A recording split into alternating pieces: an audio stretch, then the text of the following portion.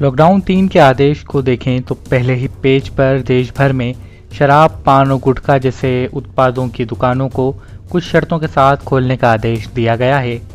यह आदेश राज्य सरकारों की स्वीकृति के बाद देश भर के सभी जिलों में लागू हुआ, फिर चाहे वह जिले रेड जोन में हो, ऑरेंज जोन में हो या ग्रीन जोन में। केंद्र सरकार के इस आदेश के बाद कई जगह के इसके विरोध की आवाज़ें उठ रही हैं। हालांकि इस आदेश के पहले भी कई राज्य सरकारों ने अपने राज्य में शराब की दुकानें खोलने को तैयार कर ली थी, लेकिन अलग अलग कारणों से उन्हें पीछे हटना पड़ा।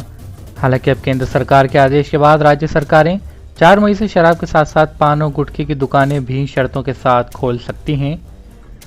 शराब की दुकानें क्यों खुली, इसको समझने के लिए शराब और अर्थव्यवस्था के गणित को समझना होगा।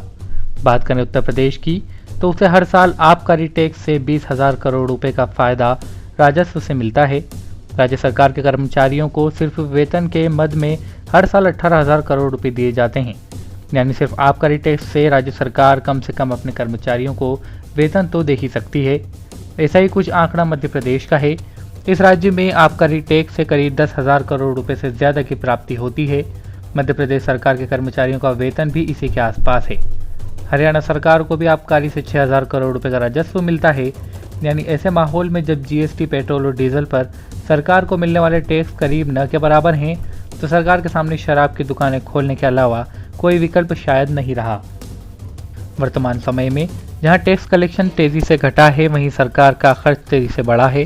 राज्य सरकार हो या केंद्र सरकार, स्वास्थ्य के साथ साथ मजदूरों के कल्याण के लिए सरकारें अपनी निधि से लगातार पैसे खर्च कर रही हैं।